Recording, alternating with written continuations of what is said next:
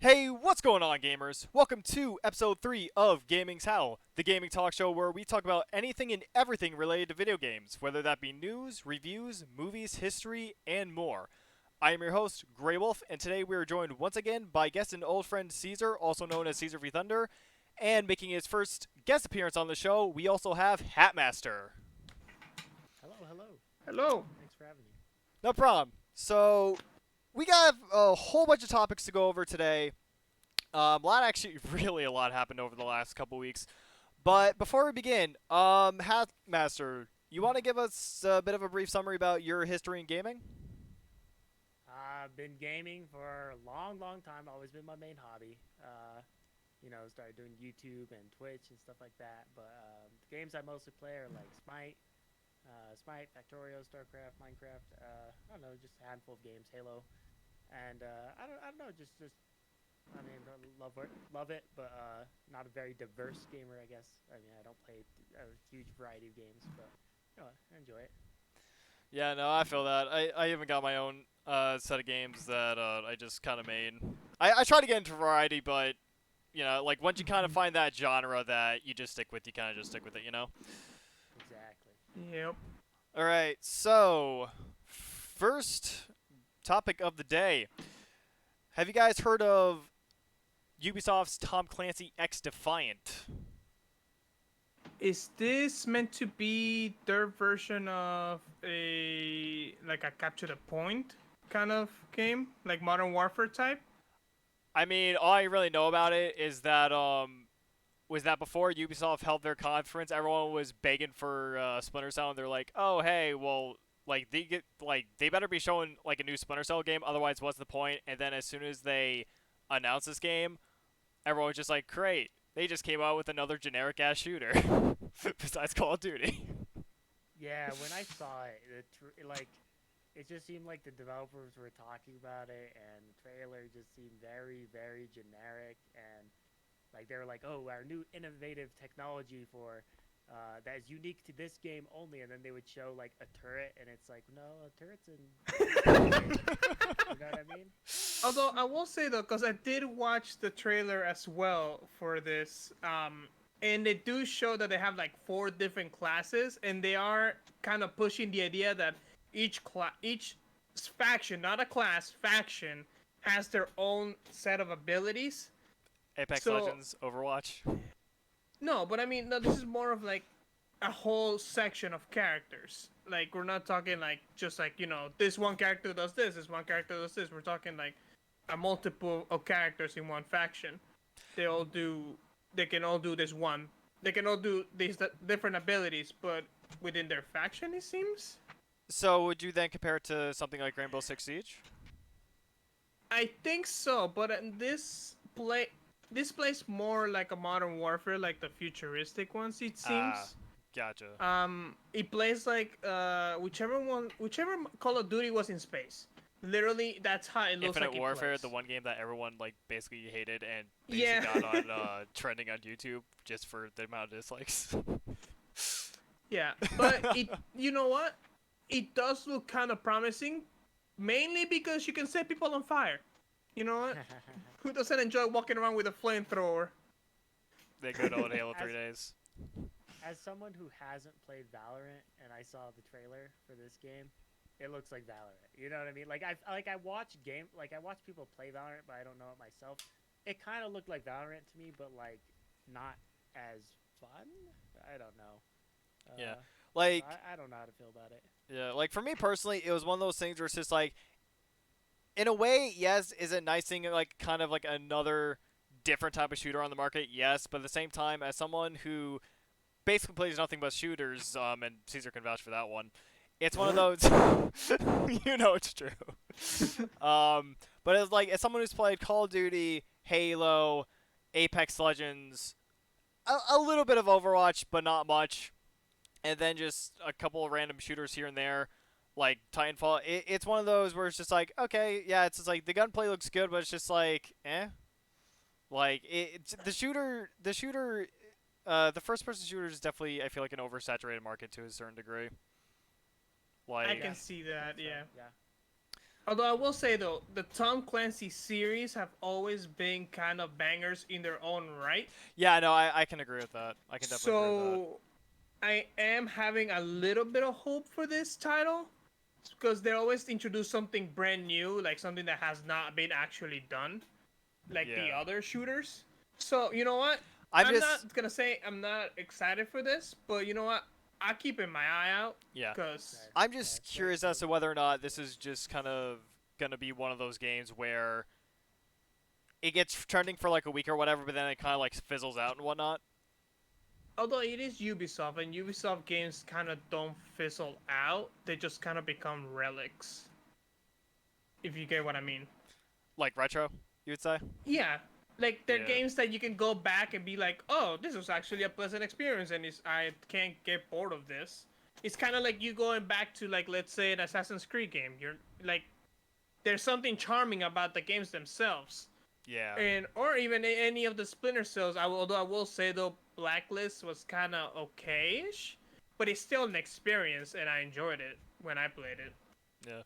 It was kind of funny. Speaking of Assassin's Creed, this actually wasn't one of the topics we're discussing today, but I actually read a story about a person who bought the Ezio trilogy and then they just gave up like halfway through the first game, saying like, "Yeah, no, I got overwhelmed." I'm like, "Well, I mean, yeah, it's like you just bought an entire trilogy, dude. Like, what do you expect?" And then my buddy Pro Ace Joker, he was just like, "Yeah, I wonder how many people actually did that with the Master Chief collection." Listen, Oh yeah. that man did not understand that the first rule of the first Assassin's Creed is you don't attack, you just counter everybody. Honestly. Because attacking is for chumps until Brotherhood when it matters. Let's see. Next on the list, we got Netflix adding video games to its service.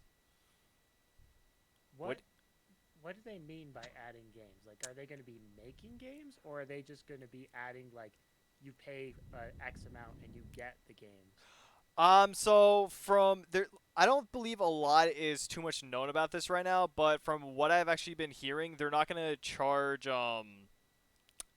customers like extra for the games. It's just gonna be included within the actual package itself. But this is apparently their attempt at kind of trying to break more into the gaming market and just kind of try to expand just like its overall user base, which Yeah. I get.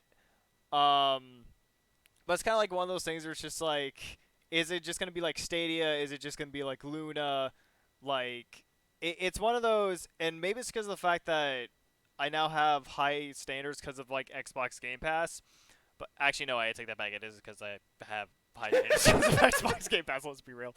But it's one of those. It's not enough to just, I feel like, have a good service anymore. You also need to have good games to go along with it. And after just from what I've been hearing about like Luna or whatever, where they had I think like a $500 million game that was in production and they immediately pulled it off the shelf because apparently it just wasn't doing all that well. It's just one of those. Is the live service, not live service, but is the Netflix of gaming, so to speak, literally and metaphorically? Is it something that just most companies can even do nowadays without just having an entire back catalog of games?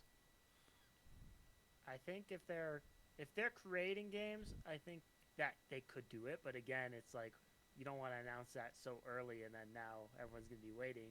Yeah. If it's gonna be like Stadia, where you're like playing through the internet, that's gonna be bad because most people don't have a good I mean, So- Stadia, But you it just download the game. yeah. I mean, Stadia, like not only did you pay for the service, but then it's like, oh hey, you also have to pay for the game itself. It's like, then why am I paying for a service? Yeah, no, I think yeah, Stadia failed for many reasons. But let's say Netflix, let's say it's like you're a customer, and then it's like you can just download any of these games. Like it's like, oh, you get Tomb Raider with this. Here you go, you can download and play that.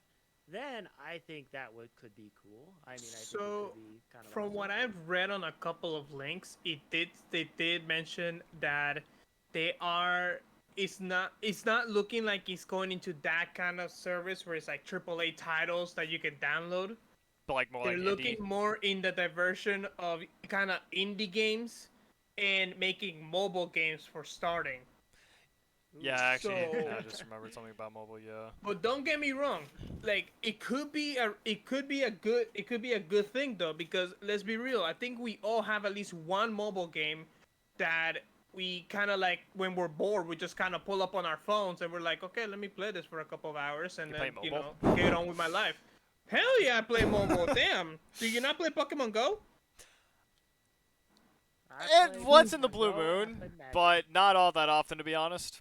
Like I also play gacha games too on my phone, and like that kills a bunch of time. So they are kind of moving towards making mobile games, and then I'm assuming if that takes off, I wonder if they'll kind of divert to a kind of like how you guys remember GameFly. oh my I god, do remember Jesus, that, I yeah. remember that. So I'm wondering old, if they're gonna man. deviate for that because they already have the online platform to kind of do it, to like just put the title Yeah, online like, they have the and just have you infrastructure. download it. Yeah. Yes. So I wonder if they'll jump towards that. I mean, it's definitely always possible. The one thing I would look forward to is that if they did manage to actually get this up and running successfully and whatnot, is especially if they go the route of just indie and especially mobile games. Like, I'm not someone who really typically plays mobile games. So it'd be kind of interesting where it's just like, okay, it's like, you know what, I really have nothing better to do. Let me just kind of go into Netflix and just see if I can't kill like a quick like 2 minutes or whatever. Just like, play like Flappy Birds or some shit. Did you just say Clappy Birds? I said Flappy. I heard Clappy. I said So let's- Flappy. But no, if anything though, I do think overall though, especially in the marketplace, I think it would definitely be good. Because I remember like back when especially Game Pass like really started getting heavy acquisitions and games and whatnot, people were asking Sony like, "What's your response to Game Pass?" So I do think it's now definitely starting to heat up the whole Netflix, the gaming marketplace, so to speak. Oh, it doesn't actually surprise me because there is other companies that are starting to move towards gaming, like kind of like Amazon. Now they're really trying to push like these big ass titles, their own big ass titles into the market. Well, it's like that's the thing, because So- a lot of companies nowadays they realize that there's a lot of money to be made in it, and like I don't know if I remember correctly. It's that the gaming market now makes more money than Hollywood. And it was like one other market too. It might have been like sports or something. I'm not sure. But Yeah, I think it'd be surprising if he made more than sports, low key. Sports makes a lot of money. Yeah. Like Super Bowl, at least one ad like can be up to upwards of like a couple $1 billion. have you seen GTA 5? No, but I've seen plenty of fucking Super Bowl ads, and I can assure you, for 30 seconds, that's a lot of money. Yeah. I will say companies are famous for putting a ton of money into something they don't understand.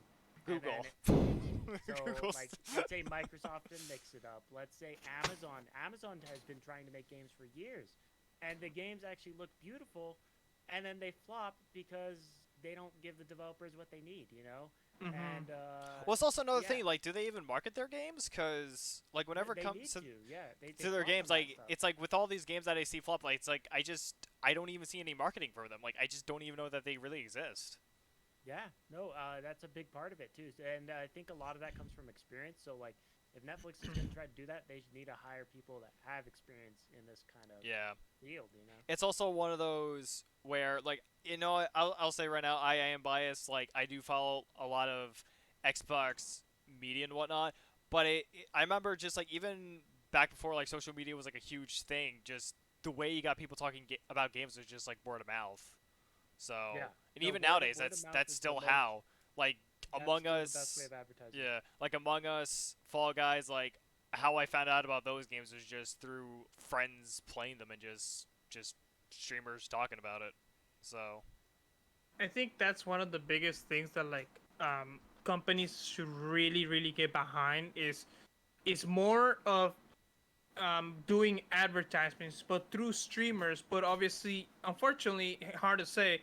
Streamers who have like thousands and thousands of viewers, because that is the fastest way you're gonna get your advertisement through. Because let's be real, none of us watch TV. When was the last time we watched TV? I haven't watched TV in 2 years. I gave away my cable box a couple months ago. I don't even have a cable box. But Like, no, you're definitely not wrong in that. And I remember like even when Apex Legends came out, I remember that if memory serves correctly, they actually paid streamers like Ninja and some other people to just kind of like play that game for like a straight 24, 48 hours or just even a week yeah, or whatever, just so that like all because like you pay one streamer who has like millions of followers and just instant exposure. exactly. Yeah, then a lot of people will copy them as well because they want to do what they're doing. And they want to snipe their streamer. Hell yeah. It works.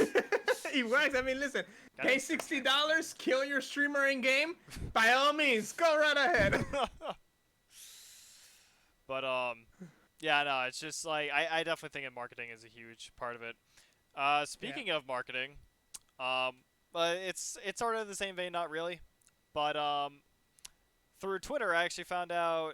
I believe it was actually last week. I'm gonna have to relook at that link, but I believe it might have been last week. But Pokemon Unite finally released on Switch.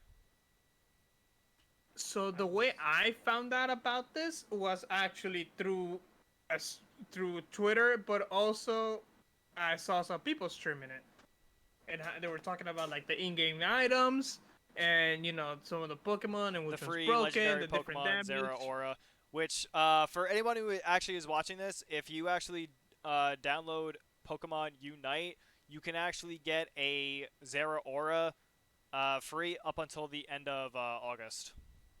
So just for anyone who's potentially watching and didn't know that, and they do have Pokemon Unite. Fair enough. I Now, was so excited for it, but I don't have a Switch, and I thought it was going to be available on PC and phone or whatever. It's only available on Switch for now. Yeah, no, I actually thought it was going to be available on phone too. PC I so didn't hear about. the problem is that obviously with this it's a Nintendo game. Nintendo will always prioritize their own consoles over anything else. I'd be surprised if it actually comes to PC. No, I don't think it's at this point. We're getting announced lucky with for Sony Android, just at porting least. to PC. Let's not ask for miracles here. I know. Hey, listen, there's ports for their other amazing titles like Mario Sunshine and like the Thousand Year Door, but they're not made by them though. They're made by Yeah, no. community members. Yep. But you know what? It would not surprise me if like they made it. Somebody have found a way to like connect their Switch to their PC and then have it be played through their PC. Like, would it be? I think the only way it's coming to PC is if Netflix or not Netflix, Nintendo realizes that oh my goodness, there's a lot of money to be made here, and they make their own type of launcher or something like that for PC. I And they could try to see get that. their own- They try to get their own piece of the cake on PC. You know what I mean? Yep. I think that could very much happen, and then they still have their exclusivity. It's just through their store or whatever. Yeah, the only thing that unfortunately I personally don't see Nintendo doing that is because they are very much just a console company. Yeah. They don't throughout this, like if they were going to do this where they make a online platform for you to download the games and play them through your PC, they would have done it when digital downloads were starting to kick off, because that's when everybody was like, oh, like all the CD companies are, they're all losing their business because of digital downloads. I feel like that would have been the prime time for them to do it, because hell, it's Nintendo. I wouldn't mind playing Super Mario Sunshine on my computer. You forget wouldn't though, mind- like Nintendo is like one of those dinosaur companies still, where they're very much stuck in the old ways of doing things. Listen, they're a dinosaur, but they got golden teeth. So You're not wrong on that. But you said that you saw other streamers playing it, Caesar? yes, no, I saw some like kind of like smallish streamers who had apparently seen like I forget where they mentioned where they actually saw it. They was at a convention where it got like introduced, and they were like really behind it, because they apparently released like a test server or something for people to try it out. Now, It wasn't a big streamer, and they weren't paid to talk about it. They just talked about it because they really liked the game. gotta love that hardcore fan base. Now, what did you actually think about the gameplay? So, it's... I'm trying to like find the right words for this. Because I know that some people have compared it to, I think it was like either League of Legends or Dota, something like they said it was the Pokemon version of League of Legends or something like that. I think. So the game is not, it doesn't prioritize you killing your enemies. It helps because you have to get to their base in order for you to score. Yeah.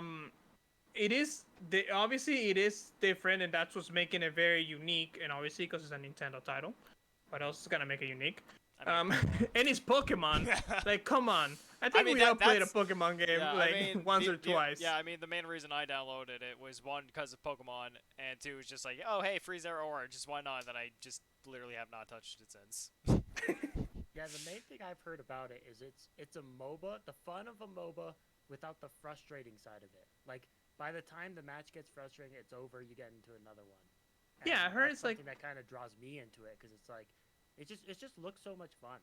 I mean, it's Yeah, Pokemon. It's just like Pokemon. I think like no matter what kind of game Pokemon is, it's always just made for casual fun and for you to just kind of sit down and relax with. Yeah. Which is Yeah, always yeah. nice. Like, even in a competitive aspect of Pokemon, it's still very much fun. Like, I don't hear much toxicity going on within like the Pokemon community, like when it comes to like tournaments or anything of that sorts. Yeah. So, it's for Pokemon Unite, I think it is very refreshing. I hear the matches are like 10-15 minutes tops. Yeah, I think that's how long So- mine were, because I think I played like 1 or 2 matches of it. Again, the only reason I played it was just to get the free Zero Aura. It's kind of funny though. I still remember when the trailer for that game first came out, and it just got downvoted to hell because it was like made by Tencent or something, I think. Was it made by Tencent? I have to look into that, but Because I know Let me that see. there are a lot of people who are very questioning of Tencent because I believe like weren't they also the same company that made Valorant? They apparently their anti-cheat had like malware or something like that. I think they're also just a very controlling company, in general. yes, they have a very specific view of how they want things. They don't get me wrong. Some things that they're like, they want to be respectful, and they want to keep things genuine. But sometimes you kind of have to like push the boundaries a little bit, and that company doesn't want to do that. And also, I think I think when the trailer got announced, if I remember correctly, one big criticism was like the graphics. Like it looked pretty bad, and I think a lot of that has been improved tremendously. Yeah, no, If I'm honestly, remembering graphically, the correctly. game looks beautiful, at least in my opinion. Yeah. Like, Oh, it looks definitely. really It good. looks like a bunch of Pokemon fighting it out. I mean, it looks great. But I think in the trailer, when it first was being announced, I don't think it was quite there. Yeah. Yeah, and no, I think they only had like what? I think they only had like 6 Pokemon when the trailers got released or whatever. Yeah, it was like 5 or And 6. it still look fun. Like, Yeah. who doesn't like playing as a Pokemon and kicking the shit out of your friends? Pokemon Mystery you know. Dungeon. So yeah, no, it is made by a subsidiary company from Tencent Games. That's called Timmy Studios. Okay, so it Um, wasn't Tencent then. Yeah, no, they are actually the same company that made Call of Duty Mobile. I forgot Call of Duty Mobile even exists. I mean, I feel like once Warzone came out, it was kind of like, yeah, screw all the other ones. The amount of complaints I've heard about Warzone. I mean, I mean, then again, it's Activision, which... Oh boy, just wait till we we'll get... get into that later.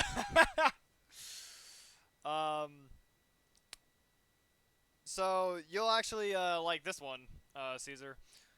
DeadSpace Remake, in which we talked about this last episode too. The remake officially has been announced. I am a fortune teller. I can see the future. That's all I'm saying. I said this before this got announced. Yes. Bless thee, the people who are listening to this show for some kind of sort of reason. And actually, I'm not the only one who actually played Dead Space. I know HatMaster played it on his stream, and he enjoyed the game as well. I think Yeah, I played Dead it. Space 2. Yeah, I played it when it was free for games with gold and whatnot. I think I played it for like 10 minutes or whatever. I got like stuck on just some stupid thing, and then I'm like, okay, I'm bored. I don't know what to do now, so I just quit out. There's just something about that game I can appreciate so much, and that I mean, I It's think the some horror. people hate and love it, whether the art style, the ambiance, but the UI, like the UI is there's no health bar at the top of your screen or like No. just a bunch of numbers clogging it up. It's all on the back of your suit. You know, your health bar is on your back. It's very Mhm. atmospheric. Yeah, it is. It feels more real because of that. However, the downside is the menu's kind of janky. Holy because shit! of that. Yes. The menu's very janky. But besides that, It's like, I is think the that's game really cool. paused? I have my inventory out. Oh wait, I'm still dying. Hold up. Now it's like, oh, it's like, hey, sweetie, come here. It's like, okay, don't worry, I'm pausing. Then it's just like, wait, I'm dead. What? Yeah. But yeah, no, I personally am very excited because I heard they're actually adding on to the Dead Space game. They're giving it a DLC.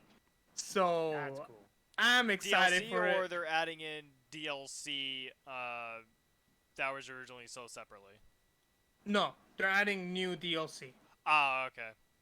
But they Well, are thank you. adding on to the remake. They are adding some bits to it to make it a little bit longer, which is what I said. I'm literally just gonna keep going back to that. I said this all along. The game needs to be a little bit longer, and I hope that it Just had get more of DLC. what you love. Exactly. I low key, I might play this again because I want to see what they add into it. Because I do think that Dead Space is a really good game, no matter at what point in life you actually play it. It has its own unique atmosphere. The mechanics in the game are just simple / complex enough that you can.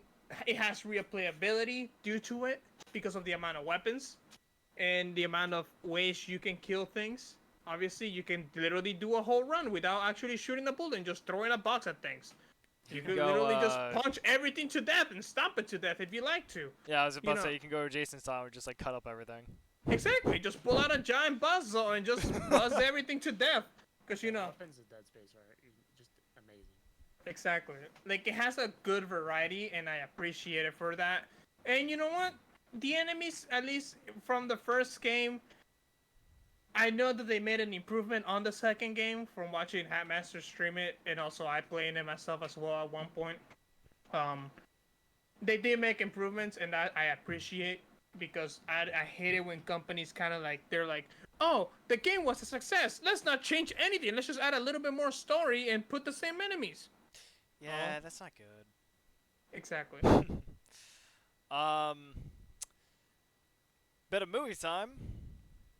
You know, last 2 weeks ago we discussed how Nintendo added Dude. someone to the board of directors for a Mario movie. Well, this Yep. time, Warner Brothers Minecraft movie, set to be released on March 4th, 2022. I gotta be honest with you, I never pictured Minecraft really as a movie. Yeah, I mean, like maybe, like I don't know. Minecraft Dungeons. I remember when I was literally in like middle school or high school, they announced something like a Minecraft movie and it got canceled or whatever. So Yeah. I don't know if this is the same project or whatnot, but it's so much later. Well, I mean, for this one, they actually have a synopsis which reads, the story will follow a teenage girl and her unlikely group of adventures after the malevolent Ender Dragon sets out on a path of destruction. So, I mean, they at least got a kind of story that they're going to follow with. And, I mean, it was one of those where Minecraft is that kind of game where it doesn't really even have a story. It's like you kind of just make up your own story. Yeah, Like, in terms of, like, that's what to makes do it and great. whatnot, your quests and objectives. But, Yeah, I don't know. I'm not excited for this much because don't get me wrong, I like Minecraft. I'm not like a huge fan of it because I'm kind of more of a person who likes to have objective, and I like the game telling Yeah. me I have an objective to do. Minecraft doesn't do that, but I know people love it because it doesn't do that. So you know what? Props to them. Yeah, Minecraft. Minecraft will always have a special place in my heart because it was the first game that I think introduced me to the whole concept of open worlds, and like I've always kind of like appreciate the fact that the game introduced me to that entire concept. And it's also the fact that Minecraft. It's just a simple building game, which is kind of nice. You can just kind of create whatever the hell you want. People have created goddamn Minas Tirith and from goddamn Lord of the Rings. Yep. Yep. I don't know how that's Um, even possible or how long that even takes, but goddamn. Um, if there is though one thing I would look forward to in this movie, and by look forward to I mean just be curious about how they would make the characters look. Yeah, I can't be the only one wondering that. Well, yeah, is it going to be animated? Because like, have you heard of the Telltale Minecraft series? Yes, I have access didn't- to it. I know very little about it, but I imagine the movie's going to follow a similar animation style or something like that, or if it's going to be people. I would Or- think so. I think that animation style for the Telltale games uh is very charming for the title. I would think Yeah. they will go in that direction where they're kind of like not make them fleshy, but they kind of make them roundy. Unfortunately, in a game that's kind of blocks, is we'll see how it goes.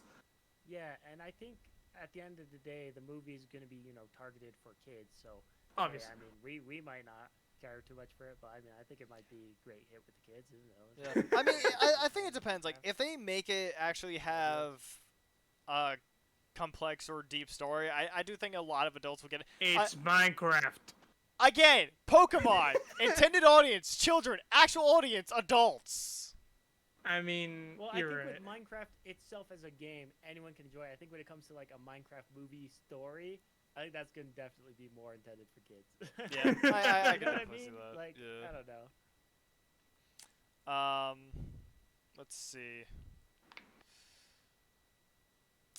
This is an interesting one.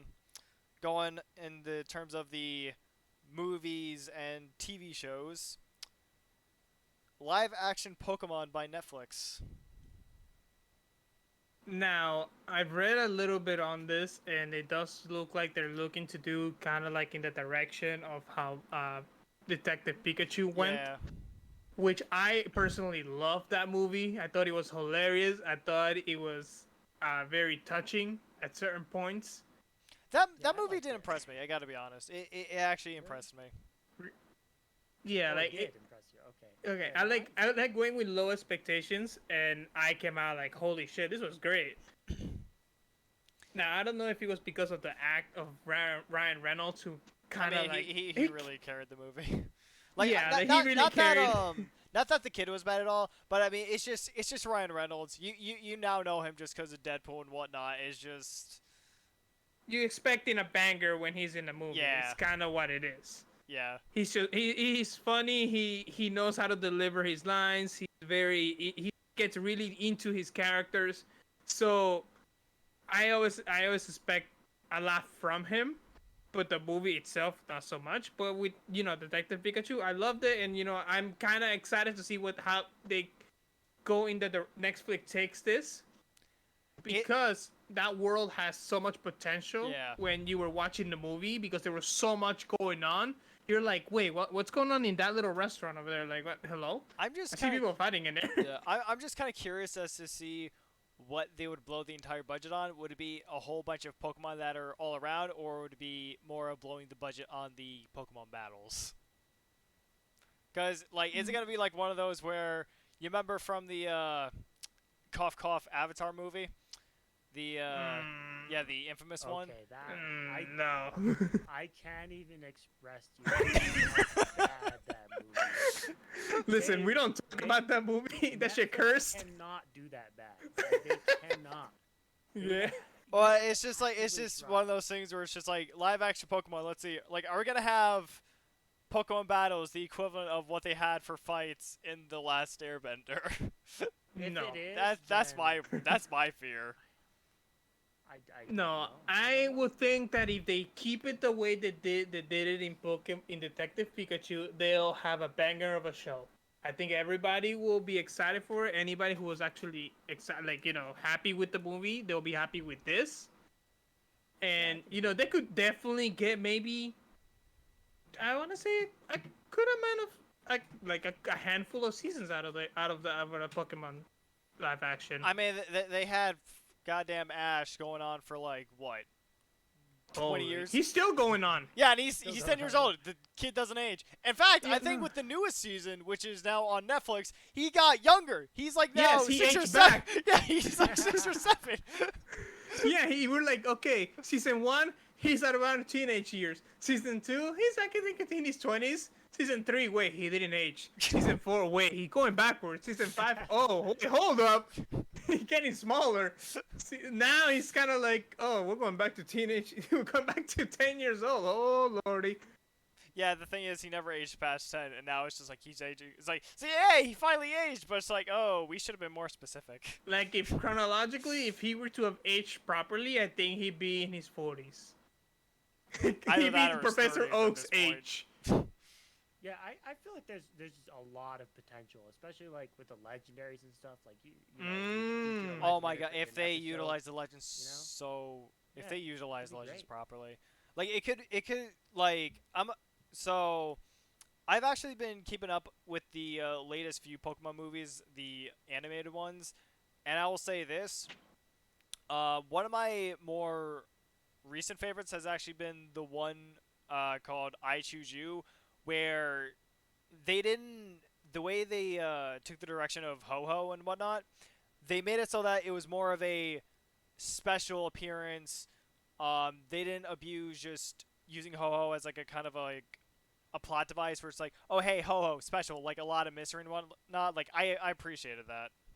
Like, and if they were to use legendaries in the live action series, I would hope they would use it more of a mystery element instead of like plot, if that makes sense. If you catch what I'm saying. Just give me Pokemon 2000, but in live action, and I'll die happy. Just don't butcher it. That's Please. a high mark to make. I know. Difficult. Listen, just don't put Pikachu talking again, and we'll be fine. Now, before I actually move on to the next subject, question for you guys. What?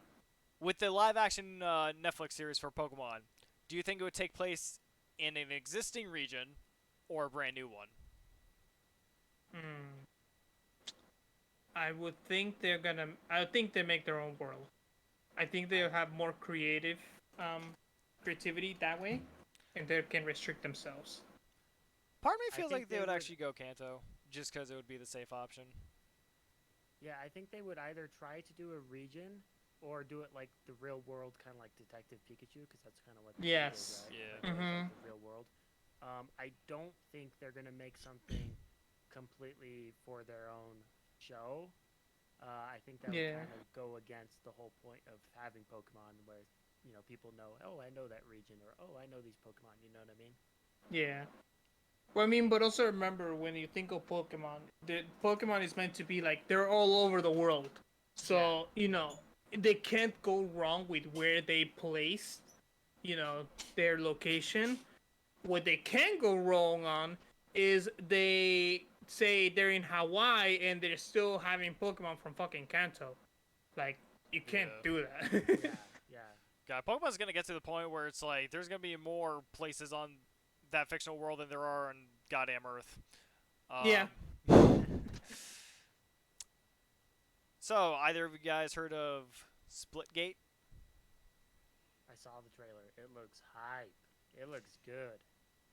So I saw a couple streamers play it, Yeah. and I saw they were having matchmaking issues at some points, but the gameplay is really solid, and it looks fun. yeah, no, It it looks interesting. actually genuinely does feel solid. I actually started playing the beta right when I heard that it was actually out for the Xbox. Now, this is actually, I think, the first time I've ever heard of this, but Splitgate got so popular, especially on Xbox, that they actually had to shut the servers down for maintenance several times. So it wasn't just because of the Xbox input. It's because when they released the beta for it, they released it with cross-platform, which it's huge for any game. Yeah. Having cross-platform nowadays is like is a It's big becoming plus for standard. everybody. Like you want cross-platform because Yeah. you include every fan that you may possibly have for the game. The problem was that they did not expect the amount of backup they were gonna have on the game. So they start, according to what some reports Yay, we said, that have they fans! Oh shit, we have fans! yeah. So they started out with like a couple of hundred people in the first like couple of days, but then I don't know who started playing it. That literally millions of people started playing the game. And they kind of just broke the servers, and they're like, "Oh shit, we need to turn this off now Yeah. because we Yeah, can't." it's a good problem to have. Yes. Definitely a lot better, because then that's something they can fix. They can be like, hey, we know this game's going to be a success. We can invest in servers now. Well, I know that I think it was like a few days ago or something like that that I saw on Twitter a video from one of the Splitgate team members that they said they actually hired another engineer to actually help with all the server issues. Interesting. Well, it's like because just with everything going on, it's just like people want to play, and they're like, "Yeah, it's like we know we're trying to keep up. We're trying to keep up." Yeah, and you know what? No, that's a good thing that the company is actually being vocal about these things. That they're like, "Hey, we understand it's a problem. We have hired more people to deal with this problem." Most companies don't do that. Most companies are kind of like, "We understand it's a problem. We'll look into it." Let me pull up a high-res tweet real quick. Oh yeah, no, another company. Yeah, Hi-Res is infamous for being like, "Oh yeah, we know the servers are lagging. So what?" Deal with it. Exactly. Yeah, exactly. They're like, "We'll turn off the servers for maintenance," and Yeah. then when they turn back on, 10 more bugs are introduced to the game. At this point, bugs are just features. Yeah. That's all that it is. It's one of those where I kind of think back to a video that 343 current makers of Halo. It makes me think back to one of the videos that they put out several months back, where they said like having an engaged community is like it will make or break any game, and especially nowadays, like to have a dialogue with that community, like it's very vital to just the survival of that kind of franchise overall. Yeah. Exactly. Yeah. No, having community managers and stuff like that, especially too. Yeah, like I think it's a big thing to remember is that if a company starts getting too big, and the second they stop giving a fuck about their community, that's when the game will literally plummet to the ground. Activision. Activision. Yeah. Sorry, Like- I had something in my throat there. Yeah, I know. It was bullshit. That's what it was.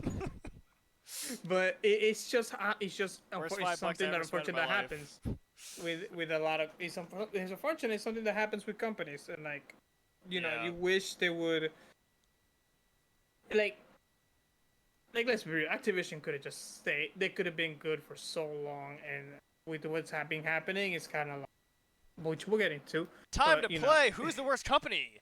Activision or E EA? Definitely Activision. After what we've been hearing, yeah. No, I saw a comment on Reddit that was like, "Congratulations, Activision, you make EA look good." And I Yes, saw that, and I was saw that. I was like, yeah, no, they actually do make EA look good, and that's bad. That's a very bad. Like that's not exactly competition you ever want to win. No. Speaking of EA, so not long ago they actually had EA's Apex Legends EA Respawn's Apex Legends. They finally had their $2 million championship tournament. And now for the next championship, they've actually now doubled their prize pool. And from what I've heard, not only is it now going to be 5 million, but they're also going to be letting in controller players. I mean, that just sounds like a big plus for the company. No lie, like it shows you're adding more competition for everybody. Yeah, this is the type of thing where you know how some people they're still trying to understand esports, and esports is a new Nintendo, take thing. notes. But this is Yes. the type of thing where you say this is the potential. This is just the start of esports. You know what I mean? Like with a Exactly. $5 million prize pool, like that's That's more than big. double. I mean, and yeah, that's like more than double. And even remember watching the championship not that long ago, and just the amount of hype that was Yeah. just even around that final day. Like it was just, oh my god, it was insane. Um, Now, here's the part that worries me because it's so they introduced this a massive, massive prize pool, but we, at least you and I, Grayson, we both know the game itself has issues, like well, issues especially that with are yeah, especially like in ranked and whatnot, just like like the with cheaters. rank, with audio, with just certain things not landing. That Rev Team It, combo, man. like now, I what I worry is that they'll invest too much into the esports part of it, which is still a good thing. Don't get me wrong, but what worries me is they'll invest all this into esports, and they're not focusing on what's making the game actually playable. I don't necessarily think that's gonna be an issue with Respawn. Respawn, like they've just from like everything been seeing and whatnot, they are a company that genuinely does care about their game. If anything, yes, um, Mm. like they did double the prize pool money, but if anything, that honestly I think just was to generate more hype because of the fact that, especially with the fact that they're now gonna allow console players to get into the competitive scene, like just from what I've seen, like especially with arenas, like the arenas mode, which is a completely separate mode, I feel like they honestly nailed it.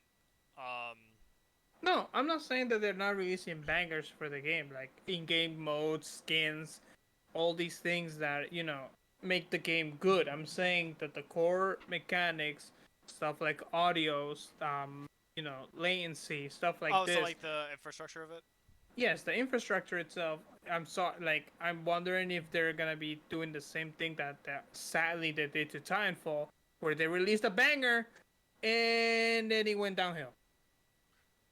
But then obviously Titanfall didn't have esports with it. It could have. I mean, Titanfall, as much as I do love it, it's also one of those games that's now just constantly not being updated because it's not live service. Yeah. Um, I mean, that being said, I do I do feel bad for the Titanfall community and everything they've had to put up with. And actually, on that note, from what I've heard, apparently the Titanfall games are actually back up for now. God only knows how Yeah, long I that's going saw to that. last. I'm like, wow. They actually decided to turn on the switch. Like, oh, we should probably turn this on, shouldn't we? Huh? There we go. But as far as Apex Legends is concerned, though, I don't think that, and I mean, I could be wrong, God forbid, but I think for now, because I mean, they do have, right now, I think the most influence that people have over Respawn right now are definitely the high ranking players who talk about the game a lot because they're what get I think a lot of casual players really heavily invested in kind of playing the game because it's like, oh, it's just like want to be like these guys or something like that. But like a lot of the news that goes on, because even my other friends who play Apex, they follow all the pro players. Hmm. So it's one of those. The pro players, I do think that they will have a majority of the influence in terms of like making sure that the infrastructure does well, because they do talk about the latency, they do talk about the hackers, the cheaters. So One thing that I kind of wonder is if they're gonna allow aim assist in the tournament for the console players. I that would wonder actually if they're be gonna turn off the feature. that would actually be interesting. They might have actually said something about that. I would have to relook that up. But um, if anything, they might have said that, or maybe that was Halo Infinite. One of them said that it would be turned down. I think one of the Hmm. companies. That would make sense. I mean, you kind of want to keep it as a fair field for Yeah, everybody, but.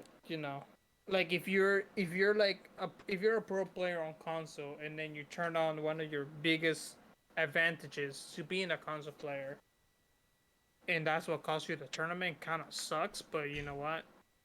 PC doesn't get that advantage, so why should you? Question mark.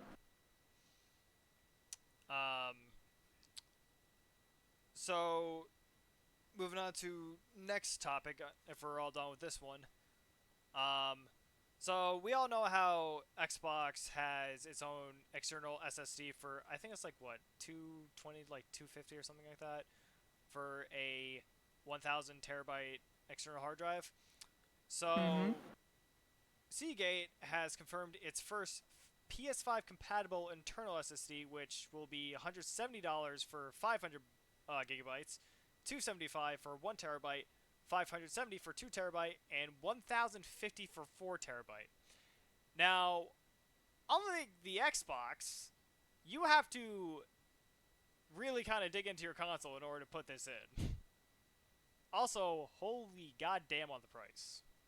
That is really pricey. Like, I get it, SSDs are super fast, but really? That much?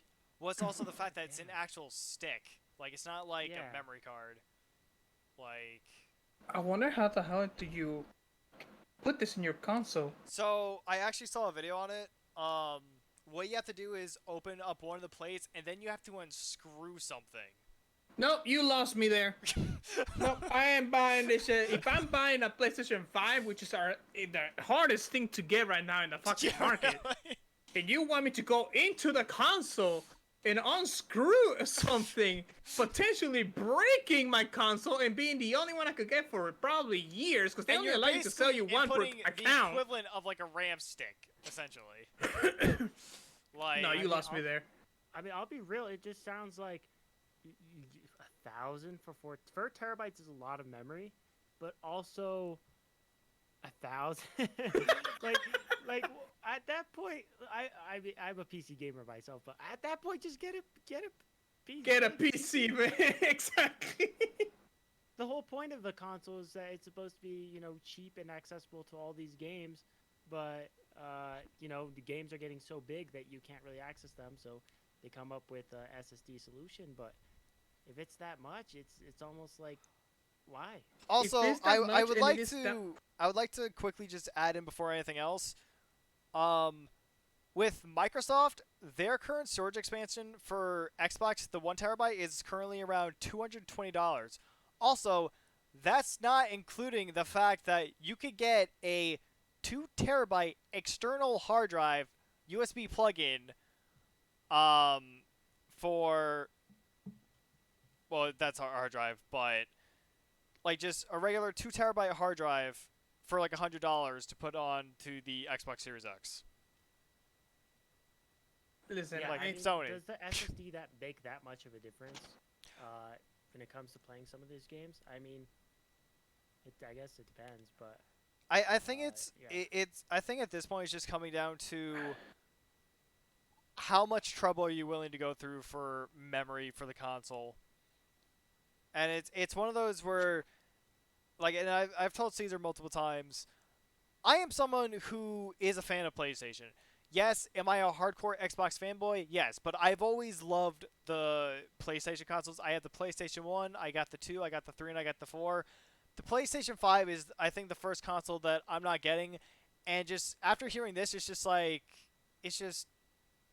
what reason for me is there to even get one? Like, Xbox, at the very least, it has the equivalent of a memory card slot in for external memory. Meanwhile, with the PS5, I gotta open up the damn console literally using screws. that is the thing that worries me, and obviously, I think that right now Sony, I think it's just living off of the hype and the attention that the PlayStation 5 has, Yeah, no, I and completely that's why agree they're on that. ranking up the price for it, and they don't. I think I'm kind of slightly don't want to say they don't care, but they're not looking at it from the consumer standpoint, where not everybody's tech savvy, and people are gonna fuck up their console trying to probably put this thing in. And right now with the that's the PS5, whole point of a console. yeah, Yeah, like I'm it's supposed to just put it there, it's supposed turn to be it on, yeah, play it's a game. supposed to be user friendly. Exactly.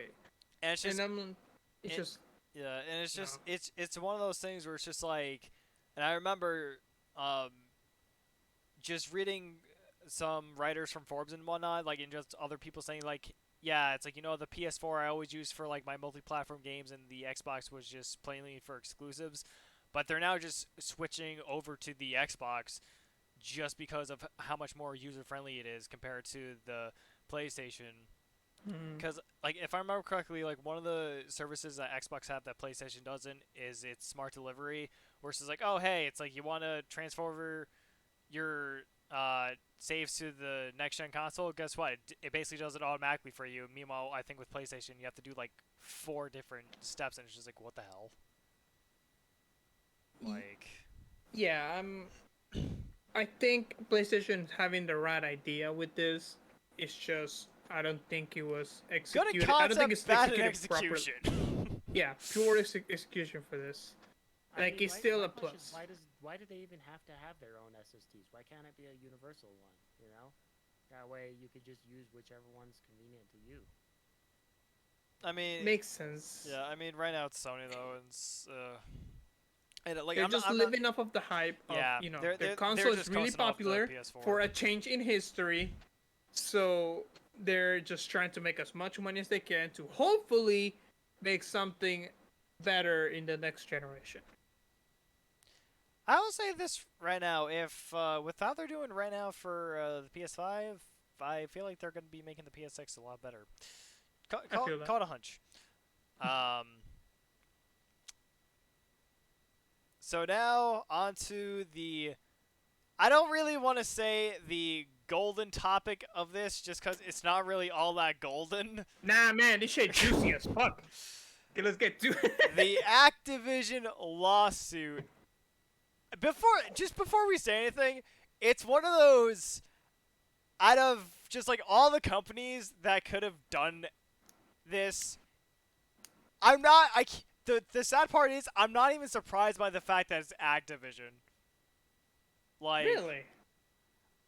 I mean, because it's one of those, yes, they were always known for their scummy business practices, but when you just consider the way they, like, have treated their employees in the past, where record sales, and yet they still lay off, like, 8% of their workers on a record profit year, Uh-huh. it's really not that shocking. So, for those who don't know, there's right now a lawsuit against Activision by the state of California, where I believe it was multiple people have actually complained about sexual harassment. If I can actually find the article real quick, that would help. It's bad. It's like Yeah. really bad. Like I was reading it and like basically some of the upper, the higher ups are coming to work and they're really drunk and they're The frat sexually boy harassing culture. people. Yeah. And then basically they don't get their work done, so then they pass it on to their female coworkers, and basically it's awful. Yeah, like It's I've read. awful. Yeah, like I've read some of the pages where they talk about how one of them was doing just better in terms of reach, sales, marketing, etc., and they still got ignored by their superiors, while their male counterparts who did a lot worse would get like promotions and or offers for things. And it's just like, and then there was one who self-deleted herself apparently because of a photo that got passed around, and it's just, oh my god. Dude, It's if Activision pulls themselves out of this one, which hell to the fuck no, they're not pulling themselves out of this one, but if they somehow miraculously do it, the way they're gonna do it is they're gonna fire every motherfucker that was part of this lawsuit and rehire people. And literally rehire a brand new company. This is the only way. You're not pulling yourself out of this one. No, there's no amount of money as that you much can as I dump would- into the community for as this much to go as I would away. love to believe that, it is one of those things where it's like, I feel like, and this could just be me being very nihilistic or cynical, but I feel like just the way that just people in general are like just after a couple or a few weeks or even like a few months or whatever that people might just honestly forget about it. Like they'll still be pissed, but it's just like it'll be one of those things where it's like Activision may just wait for this to die down and then just continue doing what it's doing. This is so. Here's the thing. I don't think this is gonna die down within a couple of weeks or a couple of months, because of how much other companies are getting shit on because of bad practices as well. Like right now, we're in a time where like anything can get you canceled Yeah, that's in true. the internet, and this is massive for them, especially because of how much of a reputation they had just in the game industry, with games like WoW, with Call of Duty, with Overwatch, with I mean, bringing yeah, in Call especially of with Duty into Blizzard. their. Like from what I've like heard, like a lot of the top creative devs have like already just like left that company and just formed their own. Like I think it was like the people who made the original Modern Warfare or whatever. Like they're the ones who went and created Respawn, if memory serves correct. I Um, don't know Uh, about that particularly. I don't remember either. But like they did the right thing because they saw they had the potential within them to make bangers of games, and them going out and making their own company and creating their own games, that just increases profits for themselves, and it stops giving this company such a high yeah, end shelf for people to look at, because now like like games like, for example, WoW, who have years of community interaction, unfortunately they're now obviously losing millions of players to other games like Final Fantasy, and well, it's like because all the their creative community people have. isn't garbage, Well, it's like thankfully. besides that, it's just the fact that it's also the fact that all the original best creative leads there have just they've now just all gone. Yeah, and you know what? They did the right thing. That's what I'm saying. They themselves did the right thing by leaving Yeah, and jumping on board on their own companies. and it's Like, one of those when you just kind of see like all these developers who have left and who have joined other companies and or made their own and they're doing well. It's just kind of that thing where it's like, oh, it's like maybe I should follow suit because maybe honestly, no matter where I go, it's just gonna be a lot better than here. And it's one of those. I think Activision. I think this is very possible, but I think Activision is just it's gonna be one of those companies where it's like, oh hey, maybe nice for a resume, and then you just like move on or something. listen, this is not just going from like a gaming industry standpoint, but I'm saying in the workplace in general. If you're not being looked at for promotions because you're you're not because of your gender, Yeah, yeah. you need to leave that company now. Unfortunately, like, I know that not everybody has that luxury Yeah, of, being able to just be like, I want to quit next day, because, we all have bills yeah, to pay. But the second you have the opportunity, you need to leave that yeah. company, because your work and the amount of effort you put into things is what should promote you into the company, and not because you're sucking dick to the higher ups. It's And that it's I'm not saying a metaphor. I'm literally saying it like, Yeah, I was gonna under say, I hope you don't under use the that desk. word. I'm saying it literally. If the person's sucking dick just to get up in the company, you need to leave that company, because nobody should be stood in that low to get a raise. and I mean I've seen some tweets from uh Activision employees. Um, I didn't like verify the accounts or anything, but people who allegedly work for Activision, and they're even saying how like as much as they were disgusted by what happened, it was one of those things where it's like they just didn't simply have the luxury to leave just because of like they have bills to pay and whatnot. Exactly. But one of the things I do find interesting though is the fact that I believe it was on Wednesday that a lot of employees actually had protests and they stood outside of work. They had a Yeah, what's they the had a term? walkout. Yeah, they had a walkout, and That was good of 'em. Activision actually paid them for their time off. Oh my god. That's how bad it is. Yeah. I mean, yeah, that's the kind of the point of a walkout is basically if you all walk out, what are they gonna do? Fire you all? No, you're protesting and you're trying to get them to make a change, right? Yeah, but the thing about it, where I think I find it hilarious that they're getting paid. You know, they got paid for this. Is that this is one of the ways of Activision being like, hey guys, we're trying to make it right. We know you guys are doing this because of this reason. Here's money for you to do it. Here, let us promote it on the news. Here, guys, watch what we're doing. Weren't they? You see, they got paid. Weren't they the same company that when it came to Bluxchung, they were like, oh, we believe in including all voices. Ooh, no. Yes, they were. But holy smokes, no. We've realized our mistake, guys, and we will do better to make sure that you know where we stand, because we believe in the inclusivity and inclusion of all voices. Really? You sure about that? Because Activision, your coworkers called. They want to call on your bullshit. Yeah, I don't think this will blow over until big changes are made, and I think every time if they try to like please get rid of Bobby Kotick, try to please. do something fake, like some sort of fake thing to be like, oh look how better we are, and it's not true at all. I think it's just gonna backfire them so much more. Yeah. There has to be real change. I Like personally said, fire all the people that were involved as a step one. You know. Like, I do believe, like, the main thing that I feel bad for is the people who have put their livelihoods into this company, into their games, and unfortunately, they're getting such a backlash from the lawsuit because, you know, it's not like they can just get up and play another game.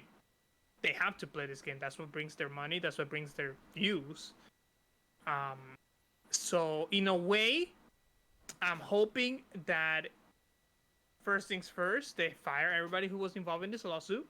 They rehire people who know what the fuck they're doing, who know how to do damage control, and actually have community. Manage a company? We can only hope. But asking for miracles. People who understand, like, you know, that hey, this company has had a bad reputation. Okay, how do we bring it back up from the ground? Because technically, this company does have potential. It has killer titles that it has people's livelihoods behind it, and they need to see that again and realize, okay, how do we not make ourselves look like shit anymore? I'm just gonna say between you and me, I don't mind if they shelve Call of Duty for a few years. I'm just gonna say that. I'm fine with that too. I mean, I'll think about how they will make their vision of their company better and their future better after they already do stuff to, you know, like within the company. They fire the employees after action is made. Yes. Yeah. Like I can't even think about like, well, you know, maybe down the line they'll make another killer game. Like it's like I don't even want to really think about that until it's like, all right, make it right after this lawsuit. Mm-hmm. You know what I mean? Yeah. Like, it's kind of signing that, like, you know, a big title like Diablo 4 that they're working on that has such a hype behind it. Because of this, it's one of I might not get the game anymore. I've already seen a lot of tweets of people saying that they're not going to buy Overwatch 2, and I know that was a very that's also really hype. They have been putting out fucking release trailers like for every convention they possibly can for Overwatch 2.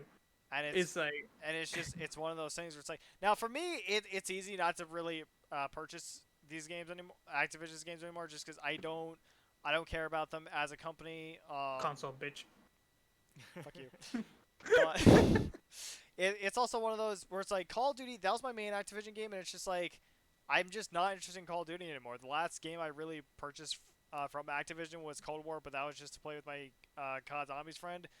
The other franchises, Crash Bandicoot, Spyro, they don't really make those. So, but yeah, I feel bad for the guys who like Overwatch because, damn. And then Diablo.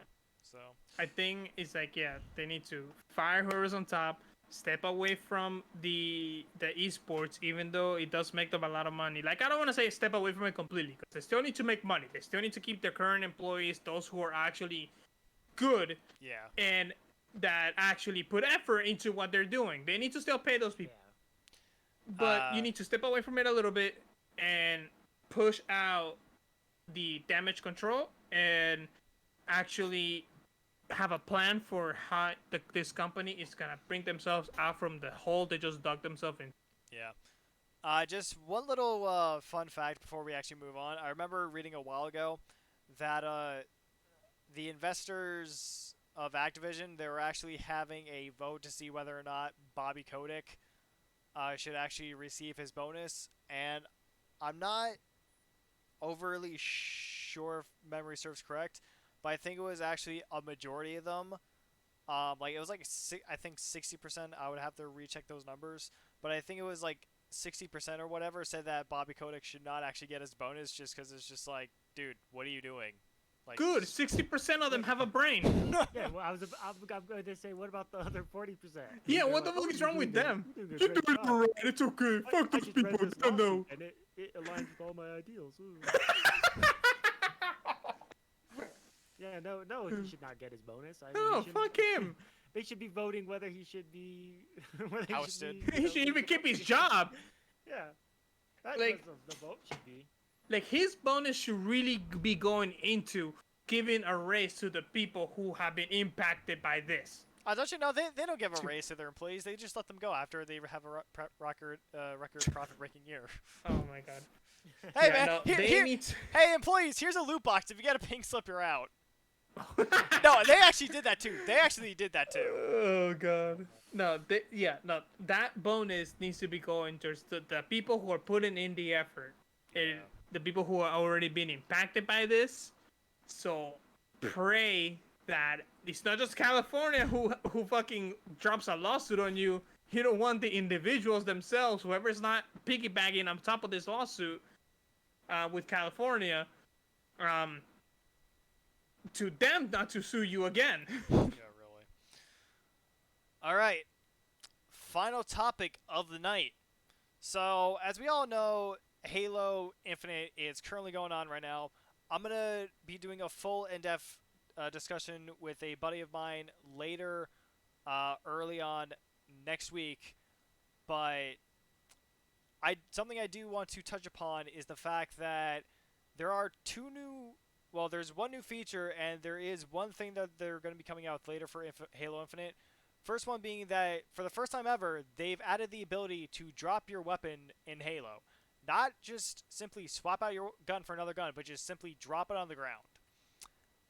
And as far as assassinations, which have been a bit of a staple in Halo since, I believe, Halo Reach. I forget if they were included in Halo 4.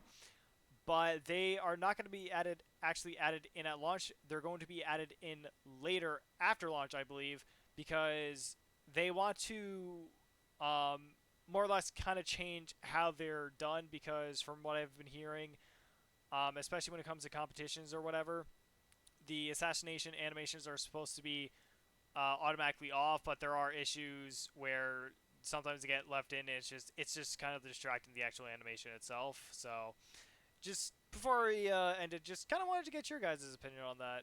I guess first we could just talk about the weapon drop. So, what's your guys' opinion on that? So I'm actually kind of excited for weapon dropping. I'm actually also was kind of hoping that they would give you the introduction of being able to throw your fucking gun at somebody. Oh yeah. Like, come on, we're talking about Master Chief. He's fighting an entire universe worth of aliens. And this motherfucker can throw a Spartan rifle once he's out of fucking ammo. Like, Hey, I'm fairly sure that thing will break somebody's skull. Hey Caesar, if I'm you just gonna throw tell it you at this them. once. Give me the fucking sniper rifle, or I'll kick your ass. Listen, hell, that thing runs out of ammo? Hell, flip this shit over. Now you have a hammer. Have fun. Knock some people's heads out with it. One of my favorite scenes from John Wick. I don't know if it was John Wick 2 or 3. Actually, no. I think it might have been 3. He runs out of ammo. He just chucks the gun at an enemy. Exactly. Let me do that. Like, hell, you know what? Grappling hook? Cool. Let me throw a gun at somebody. Like, does he have to kill them? No. Hell, if you throw an energy sword or a gravity hammer, we can talk. That's a goddamn spear right there. Exactly. We can talk then. But let me just throw a gun. Deal a little bit of damage. Hell, make it knock out their shields for all I care. But, you know, give me the option, man. It is very exciting, though. I'm really excited about it, just overall. I mean, I saw the tech preview. It looks awesome.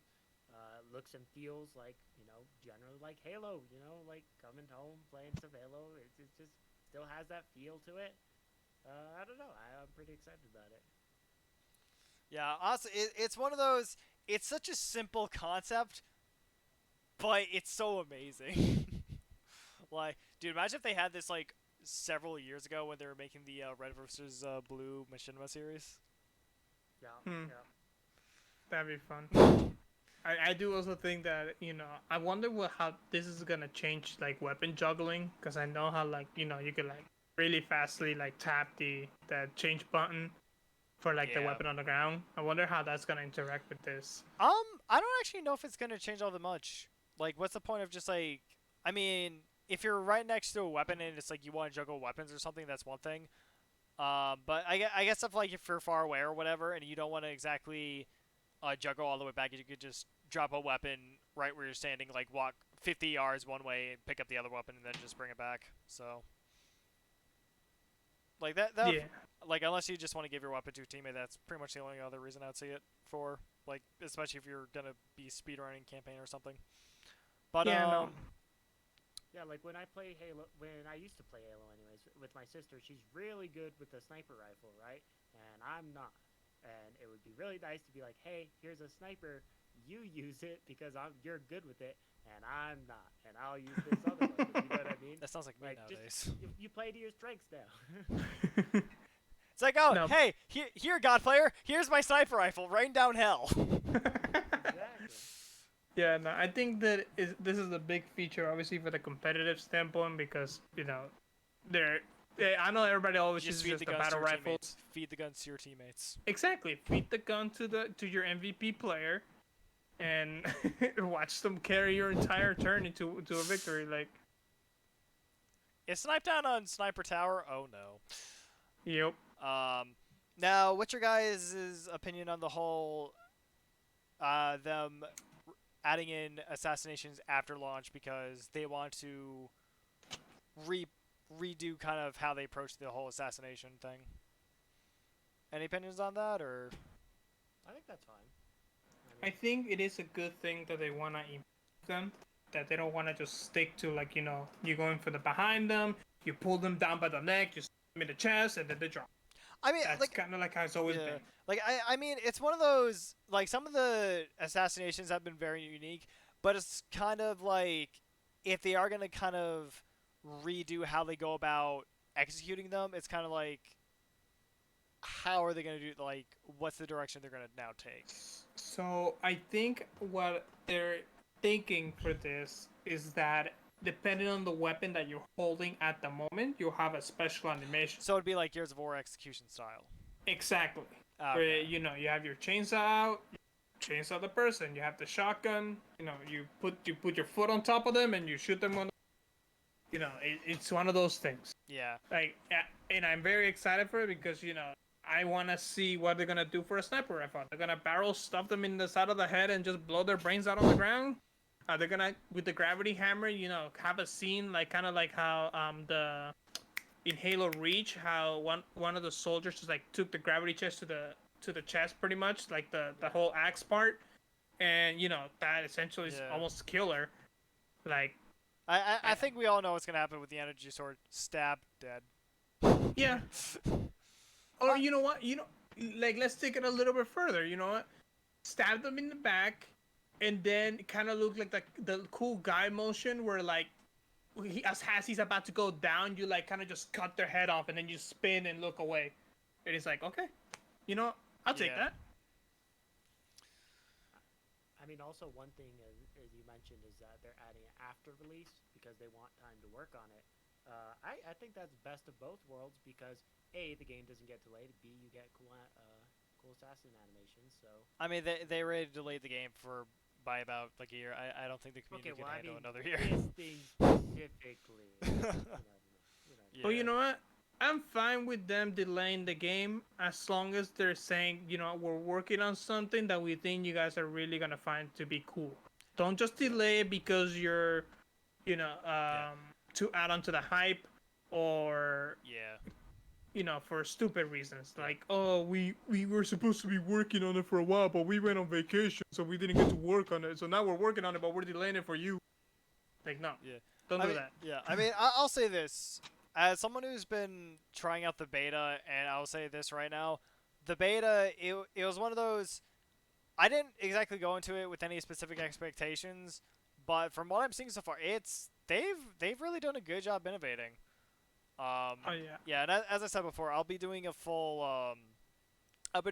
special episode with Pro Ace Joker on that in the next couple days. But yeah, no, it's Yeah. just from everything I've been checking out so far. I It's think been really right good. now what's really hilarious is that when you hit somebody in the back, they go flying. And I think that's the that's the best feature Halo's they have in physics, the man, beta. it's just No. there's nothing like Halo's physics. There really is That's not a feature. That's part of the game. I know, and it's great. I love it. It's an ingrained feature within the engine. Yes. Like, I just wish that they would actually make it so that, like, you assassinate the person, you send their body flying. Hell, if that body hits somebody else, let it deal damage. That Don't just, like, have it go that through would the be person. fucking amazing, actually. Yeah. But yeah, and I think that's currently all we have for this week's episode. So, with everything that we've just with all that's just been said, I think I'm going to end the episode off here. As usual, for anyone watching, if you have any feedback for this episode, whether it be about constructive, what you'd want to see, what you think could be improved, what you didn't like, be sure to leave it down in the comments below. Um, once again, I'll be including Cesar's Twitch. HatMaster, you might need to send me his Twitch link. But I'll include all of their stuff down into the description below. And as usual, if you want to follow up with my channel, Graywolf Gaming, I will have my Twitter, my Discord, Twitch, everything down in all the socials down in the description below. And until next time, this has been Graywolf, and I will see you on the next episode of Gaming's Howl. Till next time, signing out.